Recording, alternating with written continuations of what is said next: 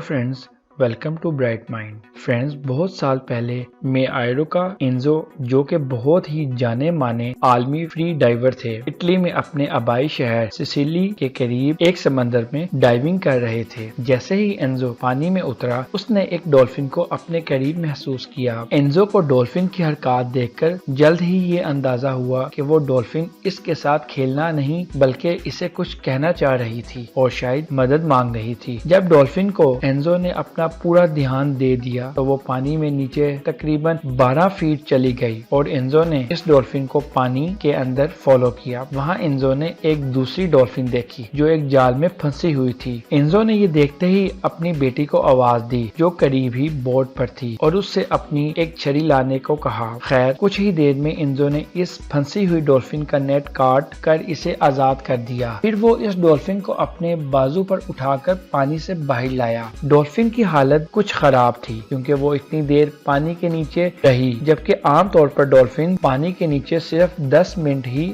रह पाती हैं। जब डॉल्फिन पानी से बाहर आई तो एंजो के अल्फाज में वो रोने लगी, बिल्कुल जैसे इंसान रोते हैं। यहाँ एंजो को एक और सरप्राइज मिला कि वो डॉल्फिन प्रेग्नेंट थी और एंजो के सामने ही इस डॉल्फिन ने अपने बच्चे को जन्म दिया। ऐसे लगा जैसे हमने एक बिछी हुई फैमिली को मिला दिया। एंजो को वाकया याद करते हुए बोला जो डॉल्फिन शुरू में एंजो को बुलाने आई थी वो दरअसल मेल डॉल्फिन थी। बच्चे के जन्म के बाद मेल डॉल्फिन ने एंजो का एक बहुत ही नायाब अंदाज में शुक्रिया अदा किया। इसने अपनी चोंच से एंजो के गाल को छुआ और अपनी खुशी का इजहार किया। फ्रेंड्स, एंजो को कैसे मालूम हुआ कि शुरू में इस मेल डॉल्फिन को फॉलो करना था? लोगों ने एंजो से यही सवाल किया। इस सवाल के जवाब में एंजो ने कहा कि डॉल्फिन के दिमाग के वेव्स को एंजो के माइंड ने सेंस कर लिया था। जी हाँ फ्रेंड्स, ये बिल्कुल मुमकिन है। हमारा दिमाग बहुत कुव्वत रखता है और बगैर दूसरे के बोले भी बातें जान लेता है। शर्त यह है कि हमें इसका सही इस्तेमाल करना आता हो। अगर आपको ये वीडियो अच्छी लगी तो इसे लाइक और शेयर लाजमी कीजिएगा और हमारे चैनल को सब्सक्राइब करना मत भूलिए।